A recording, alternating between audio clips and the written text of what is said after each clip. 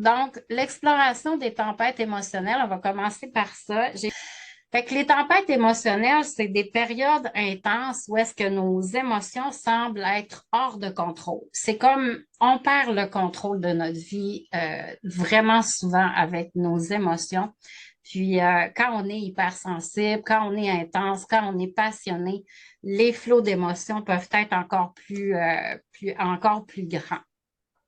Puis ça, ce que ça fait, ça vient submerger notre esprit et notre corps aussi, parce que les émotions vont se répercuter dans le corps de différentes manières. Ça peut être une boule de stress dans le ventre, ça peut être des maux de tête, ça peut être une boule dans la gorge quand on a de la misère à s'exprimer. Ça peut être de plusieurs façons qu'on va le voir, on va le ressentir dans notre corps, puis c'est important d'aller voir ça. Elles peuvent se manifester vraiment de différentes manières, telles que des bouffées de colère, des épisodes de grande tristesse, hein. Puis ça arrive comme ça. Des fois, on comprend pas qu'est-ce qui nous arrive. Ça allait bien il y a 5 minutes, puis pouf, tout d'un coup, il arrive ces émotions-là, puis on sait pas toujours comment les gérer. Donc, c'est important de comprendre ces tempêtes-là parce qu'elles peuvent avoir vraiment un impact sur notre bien-être mental, notre santé physique, puis nos relations interpersonnelles aussi, hein, parce que quand on file pas bien, quand on est surchargé d'émotions, des fois des émotions qui sont pas plaisantes à vivre, des émotions désagréables, ça peut faire en sorte qu'on va brasser notre entourage un peu. On peut devenir impatient, intolérant, puis on peut dire des choses qui dépassent notre pensée sur le coup de l'émotion. Les ignorer, les ignorer ou les réprimer, ces émotions-là, peut entraîner vraiment une accumulation de stress. Parce que plus tu essaies de les engourdir, de les geler, de les nier, de les bafouer, plus il va s'accumuler des choses, une charge émotionnelle en dedans de toi, puis ça devient insupportable, intolérable vraiment.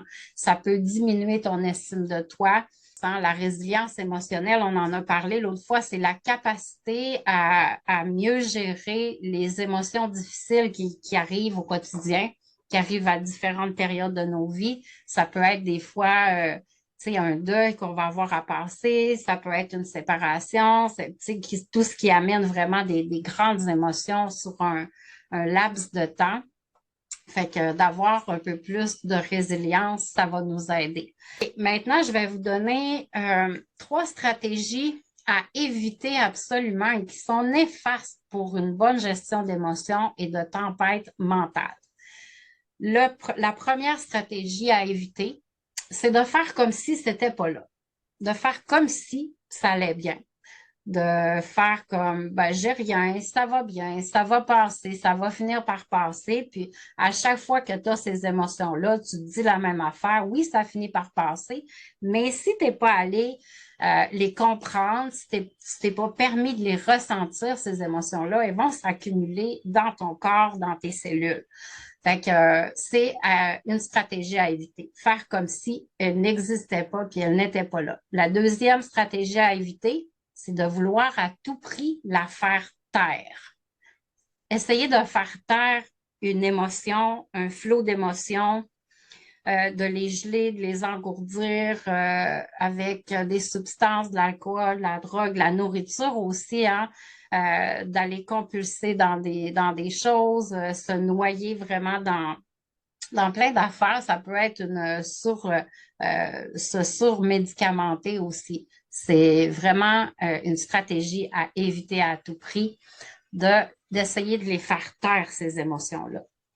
Ensuite de ça, la troisième stratégie à éviter, qui est néfaste aussi, c'est de trop réfléchir à l'émotion. Réfléchir à l'émotion, ça veut dire, ben, pourquoi c'est là? Pourquoi je ressens tout le temps ça? Je comprends pas. Je veux essayer de comprendre pourquoi c'est là. Puis ton mental, lui, il va te couper de ton émotion parce il va prendre des chemins partout à essayer de rationaliser ton émotion, tandis que tu aurais tout intérêt à justement la vivre et la ressentir, la laisser monter au lieu d'essayer de la rationaliser. Fait que quand tu te coupes de ton émotion, tu tues dans l'œuf. Tu la tues dans l'œuf, cette émotion-là. Cette émotion, elle demande à vivre, elle demande à s'exprimer, elle demande à être ressentie, à sortir des fois. Puis, c'est pas l'émotion le problème. C'est pas nos émotions le problème. C'est un merveilleux don qu'on a, le don des émotions, de pouvoir ressentir les choses, de pouvoir avoir des signaux, d'avoir des voyants lumineux. C'est des voyants lumineux. C'est pas un problème, l'émotion. C'est un signal d'alarme peut-être. Puis le problème, c'est ce qui se cache derrière l'émotion. Ça peut être une peur, ça peut être un besoin qui a été bafoué, qui a été nié, qui n'a pas été respecté. Ça peut être qui n'a pas été comblé, hein. Puis c'est ça, tu sais, les émotions, derrière les émotions, il y a des besoins qui se cachent derrière. Il y a des valeurs, ça peut être aussi des valeurs qui n'ont pas été respectées, soit par d'autres, même par toi. Puis les besoins aussi peuvent ne pas être respectés, soit par toi, pas être écouté, pas être entendu, pas être comblé, soit par les autres aussi.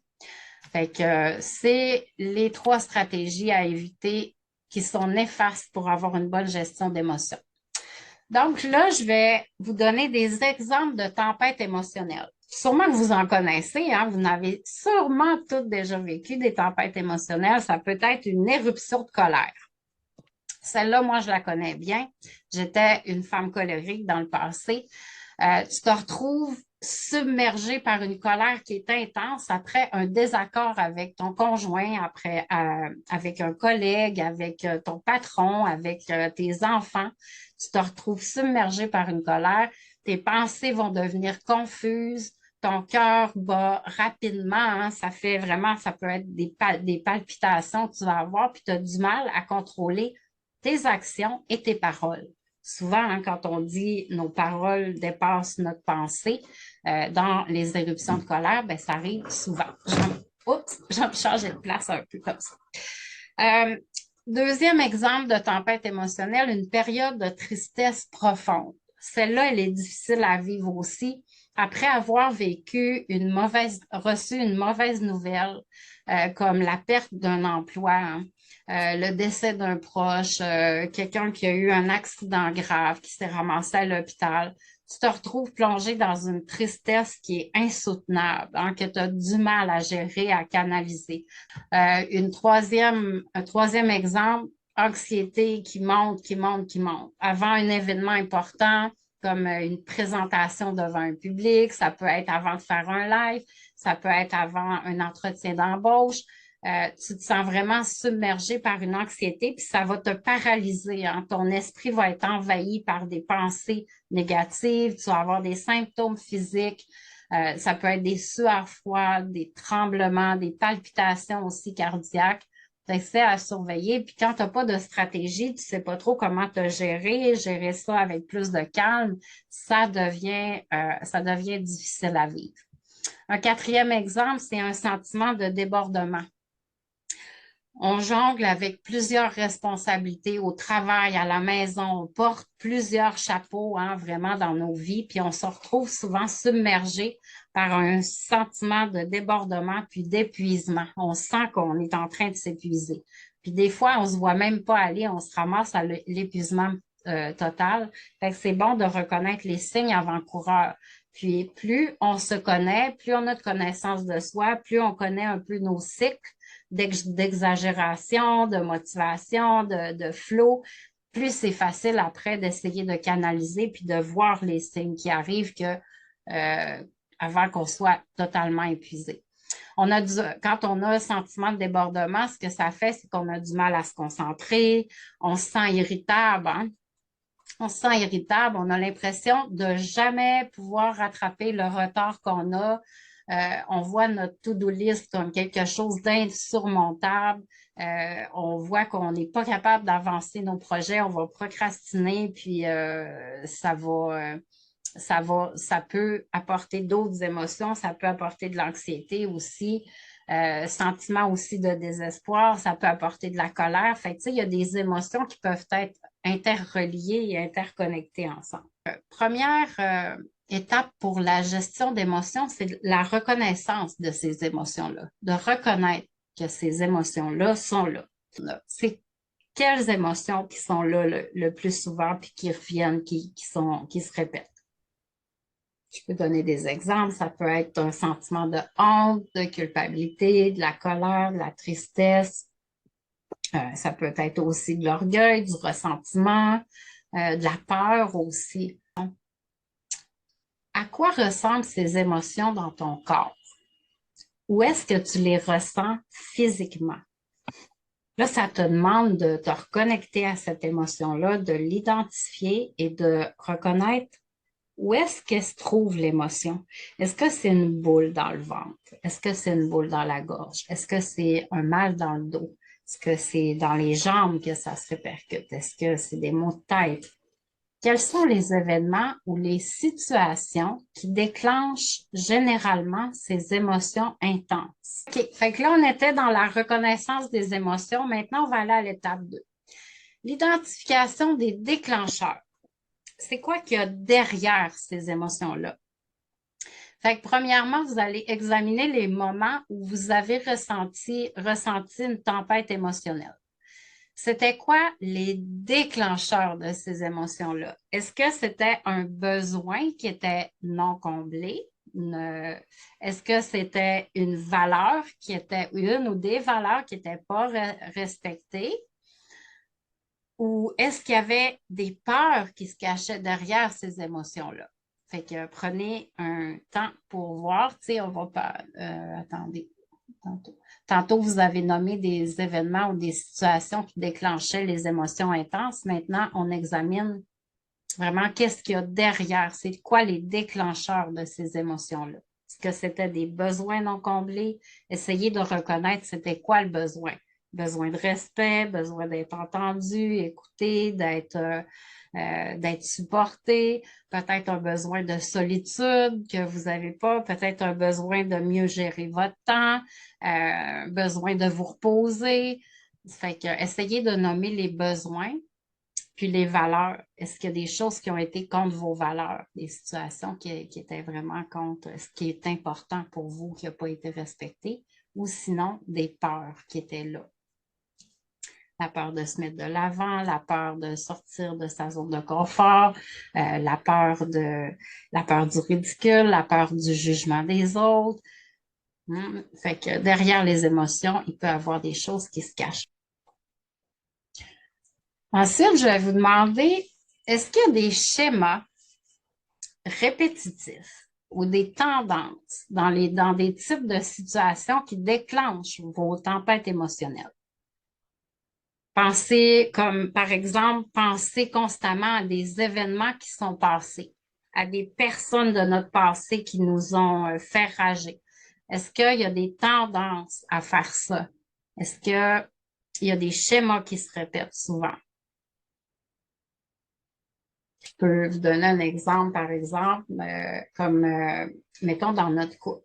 Dans notre couple présent, on vit des situations, on vit des choses avec la personne qu'on a déjà vécues dans le passé, mais que ça s'est jamais réglé. Puis ça, là, ça s'est accumulé avec le temps parce que ça s'est pas réglé.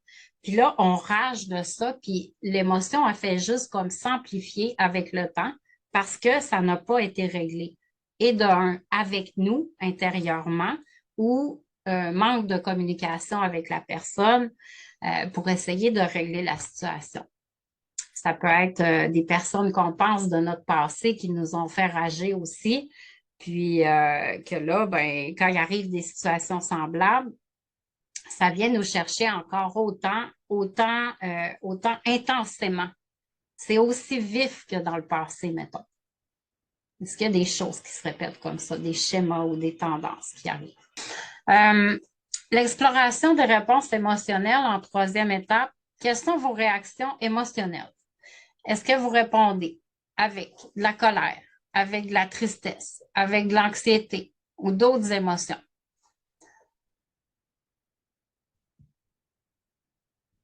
Comment ces réponses émotionnelles affectent votre pensée, votre comportement et vos interactions avec les autres? Fait que Caroline, elle vient d'en nommer un comportement. Elle va plus se retirer, plus peut-être bouder, pour éviter aussi des conflits, hein.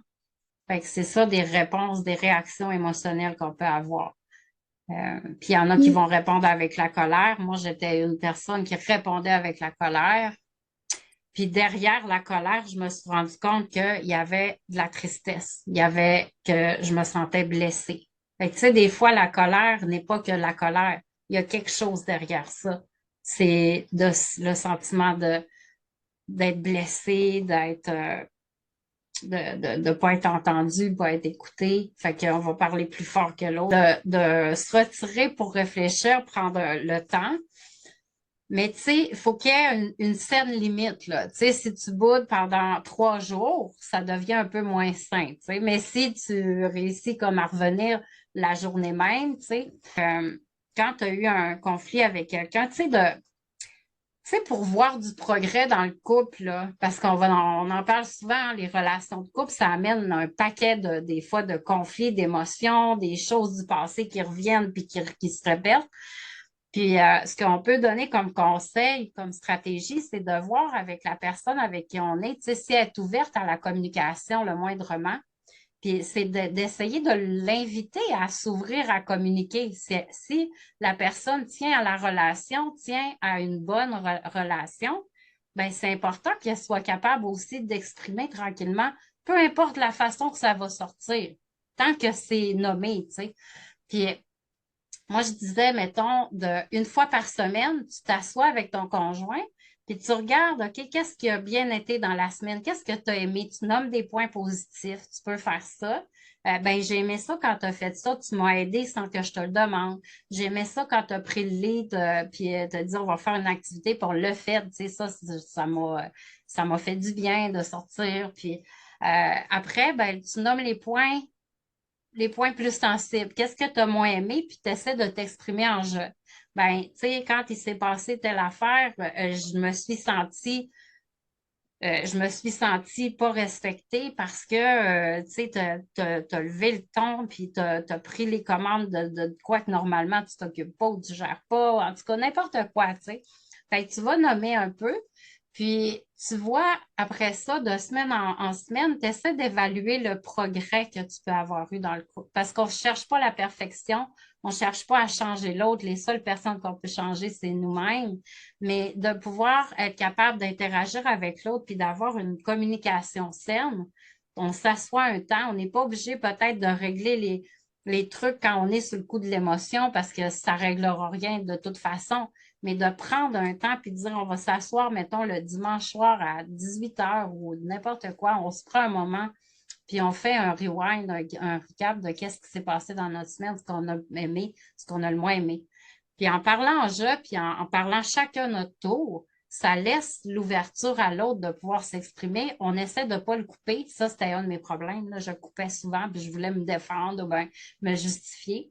Mais tu sais, de se fermer la trappe, puis juste de se mettre en mode j'écoute qu'est-ce que mon conjoint a à me dire. Puis il sort des belles pépites là-dedans. Vraiment, là, puis après, on peut voir le progrès, puis on peut voir peut-être une amélioration. Ruminer tout le temps les choses, les problèmes, les mêmes choses qui se passent, contribue à intensifier aussi l'émotion. Tout le temps ruminer ça, le négatif, puis qu'est-ce qui s'est passé, puis, tu sais, il y en a aussi qui vont ramener, il se passe une affaire, là, il y a un événement qui arrive, puis là, on va ramener tout ce qui s'est passé dans le passé, puis là, on amplifie l'affaire, puis ça devient un drame, là. Ça, j'étais bonne là-dedans aussi. Faire du drama là, avec qu'est-ce qui s'était passé, puis vraiment amplifier les choses pour mettre ça le plus grave possible. C'était vraiment un défaut de caractère intense que j'ai eu à travailler. Euh, Fait que c'est ça, d'aller voir les schémas de pensée négatifs puis les ruminations qu'on fait, hein, puis qui contribuent aussi à nous garder dans le passé. Ça peut être bon. Ensuite de ça, là, on va parler d'épuisement émotionnel, physique et mental. J'avais dit 1 heure, il reste 15 minutes. On devrait être bon. OK, parfait. Est-ce que vous savez reconnaître vos signes quand vous êtes pour vous épuiser mentalement, émotionnellement et physiquement? Est-ce que vous êtes capable de nommer les choses, de dire, OK, quand je vis de l'épuisement émotionnel, je ressens, excusez, pardon, je ressens un sentiment de vide, de détachement, j'ai une perte d'intérêt ou de satisfaction pour ma vie. J'ai un sentiment de détachement émotionnel des autres. Je me détache, hein. Je peux avoir une humeur plus dépressive, avoir une tristesse persistante. Ça, c'est tous des signes d'épuisement émotionnel. Sentiment d'impuissance ou de désespoir, des pleurs fréquents, hein, sans cause apparente. On se met à pleurer pour rien, là, comme on dit, là. Il y a quelque chose qui est en arrière de ça, mais on ne sait pas trop c'est quoi, puis on a juste envie de brailler. Ça peut être de l'isolement social. On va commencer à s'isoler tranquillement des autres, on va vouloir se mettre en retrait. On va se retirer aussi des activités sociales qu'on avait.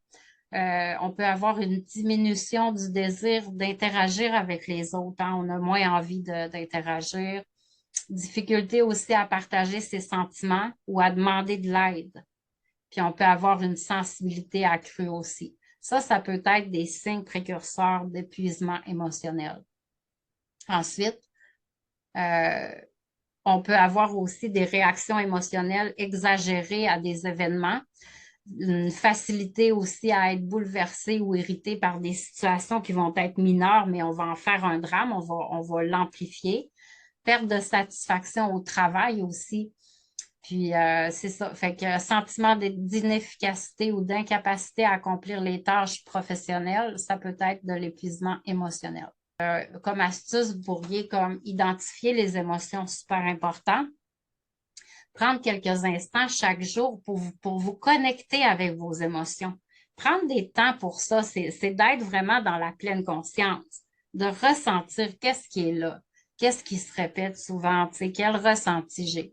Identifier ce que vous ressentez et peut-être pourquoi vous le ressentez, c'est quoi qui se cache derrière ça. Reconnaître vos émotions, ben, c'est le premier pas vers la gestion efficace de la surcharge émotionnelle. Ensuite de ça, deuxième truc, peut-être la pratique de la pleine conscience. Intégrer ça dans notre quotidien, la pleine conscience, en pratiquant soit la méditation, la respiration consciente, hein, être vraiment, c'est l'écouter, cette respiration-là, être vraiment dans le moment présent ou simplement en te concentrant sur ce moment présent-là. Qu'est-ce qui est là présentement? Qu'est-ce que je ressens? Comment c'est autour de moi?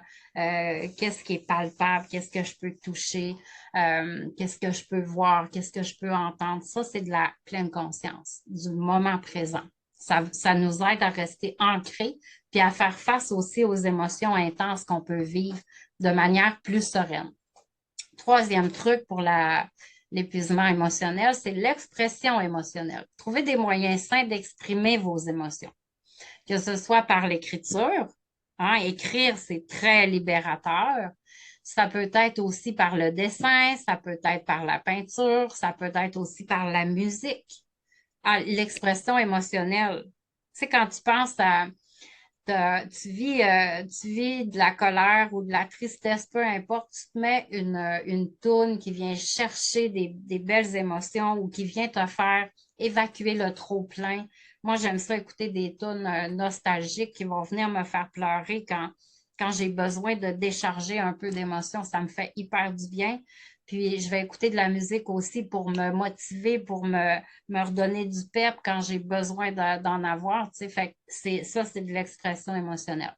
Trouver des moyens. Écriture, dessin, musique, des conversations aussi avec un proche ou avec une amie. Mais libérer vos émotions de manière constructive, ça permet de les gérer plus efficacement aussi. Pour l'épuisement physique, des signes d'épuisement physique.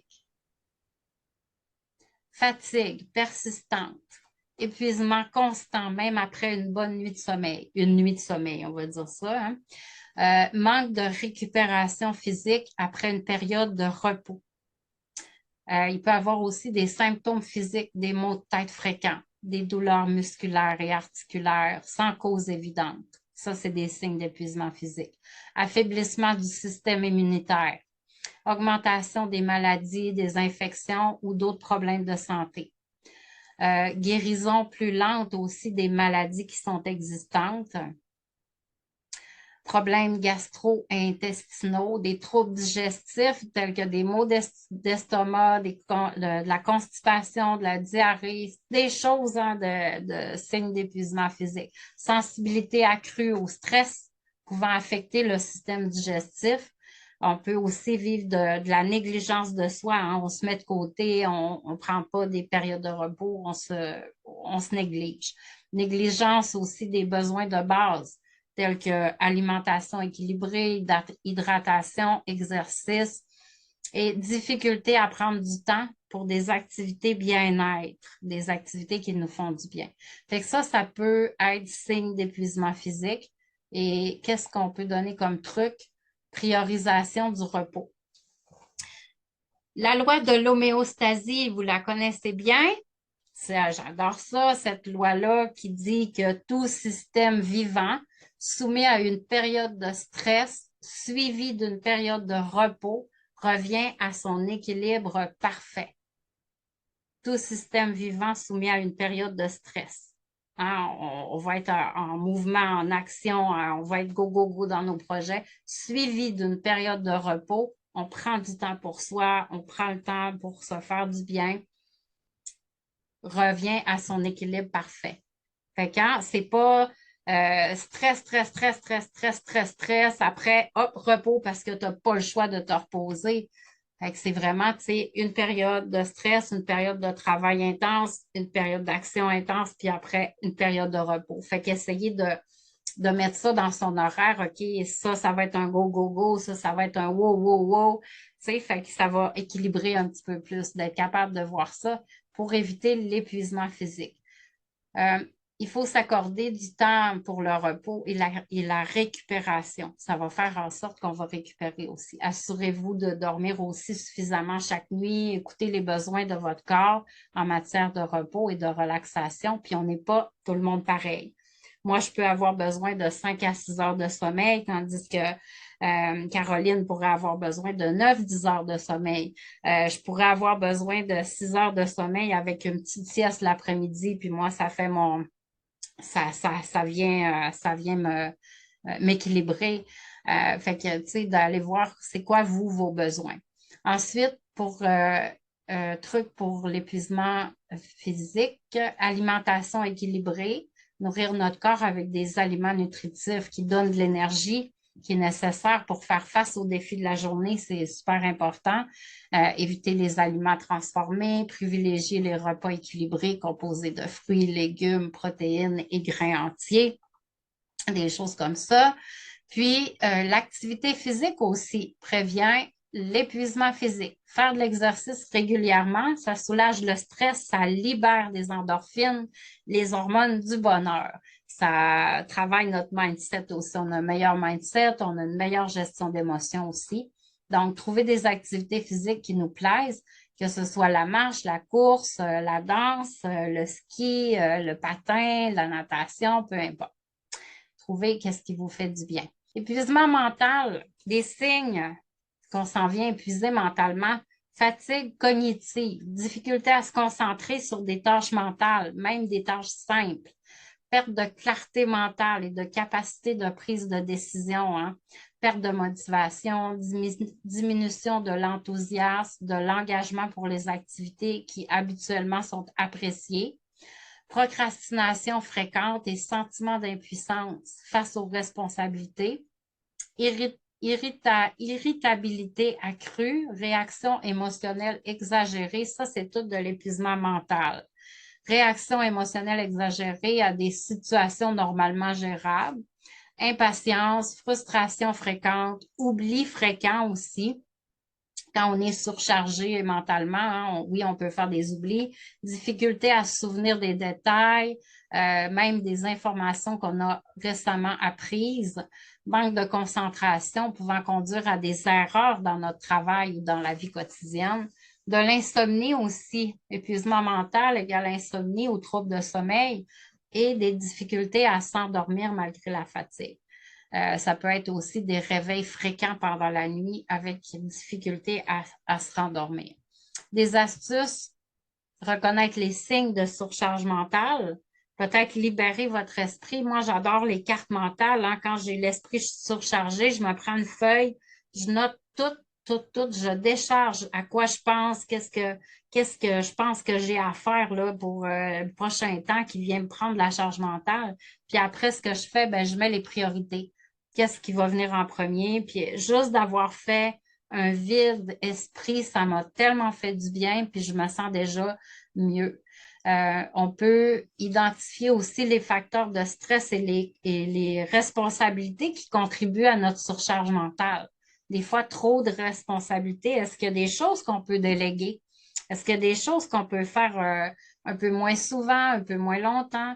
Est-ce qu'il y a des trucs qu'on fait qui sont sans valeur puis qui nous nourrissent pas vraiment puis qu'on pourrait simplement arrêter ou diminuer? Ça peut être des trucs. Puis voilà. Fait qu'avoir une bonne gestion de temps, d'utiliser des outils de gestion de temps, des listes de tâches, des applications de planification pour organiser et prioriser les responsabilités, ça peut diminuer les charges mentales. Et pratique de la déconnexion. Ça, c'est difficile, hein? Quand on est entrepreneur, puis, tu sais, on est dans notre affaire, puis on a plein de responsabilités, ça peut être difficile quand on est en période de repos de relâcher complètement, hein, de se déconnecter de notre entreprise. C'est comme si elle vit à l'intérieur de nous, puis elle vit mentalement aussi en nous, puis c'est vraiment dur des fois de faire la déconnexion. Fait que c'est de pratiquer, de s'accorder des moments régulier de déconnexion aussi avec les appareils, de déconnexion de nos formations, de se déconnecter des médias sociaux. Ça peut faire du bien aussi, puis recharger notre batterie mentale. Fait que voilà. Ensuite de ça, l'autocompassion, hein, d'être bienveillant, d'être gentil avec nous, de s'accorder de la compassion quand on se sent dépassé, quand on se sent épuisé, au lieu de se frustrer puis de dire qu'on n'est pas bonne, qu'on ne réussit pas à faire qu'est-ce qu'on avait dit qu'on allait faire. On est humaine, on n'est pas parfait. Puis, il faut arrêter à un moment donné, tu sais, de vouloir, tu sais, que tout se fasse aujourd'hui. C'est pas grave si une journée on file pas bien, c'est pas grave si pendant une semaine on est en basse énergie puis on décide de faire autre chose. Les tâches vont juste attendre un peu puis ça va faire en sorte qu'on va pouvoir se recharger notre énergie. Puis on peut recharger notre batterie, hein, avec l'aide de Dieu, hein. Dieu renouvelle constamment nos forces, notre énergie. On peut vraiment se connecter à lui, se connecter à la parole, puis ça fait vraiment du bien, ce temps de connexion-là. Dernier point. On avait dit que j'allais vous parler de cinq signes pour savoir si vous vivez encore dans le passé. Est-ce que dans votre corps, vous vivez au passé? Est-ce que dans vos pensées, vous vivez au passé? Fait que pour t'observer, ça va être d'observer ta vie présente. Qu'est-ce que tu vis actuellement, OK? Le premier, c'est d'observer tes pensées. Est-ce que tes pensées sont orientées constamment vers le passé, à ressasser toujours les mêmes affaires, à repenser toujours aux mêmes situations, à penser toujours aux mêmes personnes qui t'ont fait du mal ou qui t'ont causé du tort? Est-ce que tu penses toujours ces mêmes choses-là? Est-ce que tu es constamment à ressasser les choses du passé? Parce que tes pensées d'aujourd'hui sont souvent les mêmes que la veille. Fait que s'ils n'ont pas changé, si ça n'a pas évolué, demain, ça évoluera pas plus.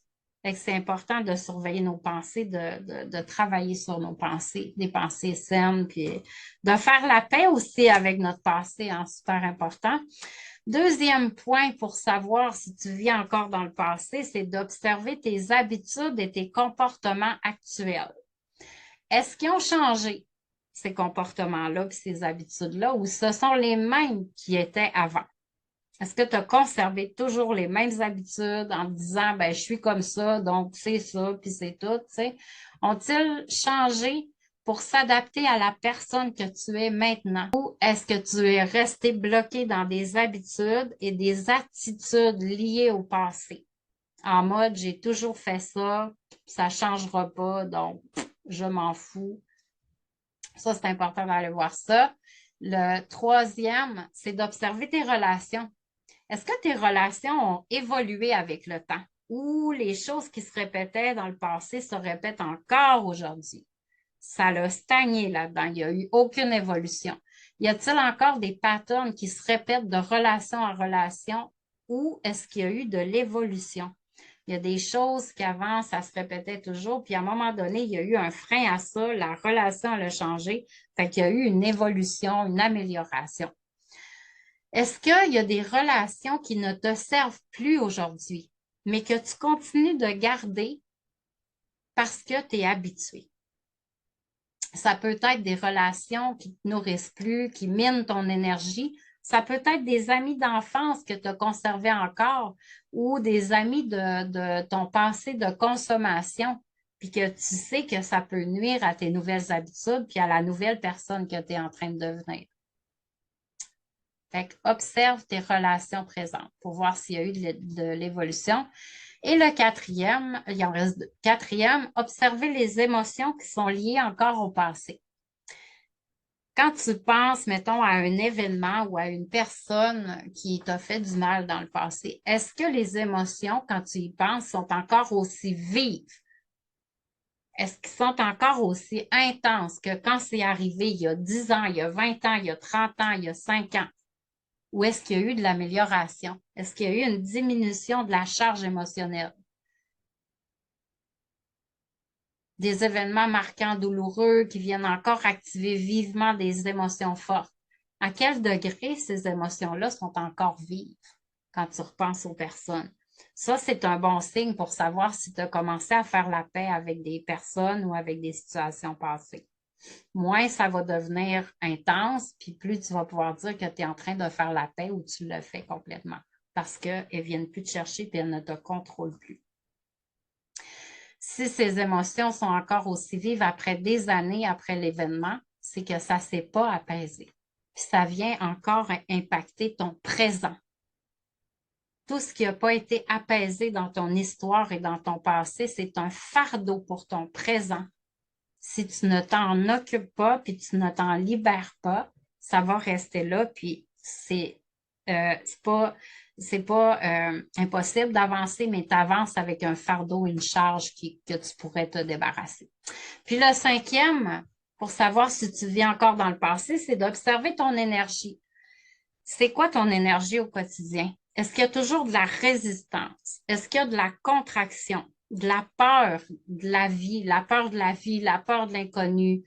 Ou est-ce que tu es maintenant dans l'ouverture d'esprit, dans la curiosité, dans le développement, dans la croissance? Est-ce qu'il y a eu une amélioration par rapport à cette énergie-là? Fait que voilà, je vous laisse là-dessus. J'espère que vous avez aimé votre expérience.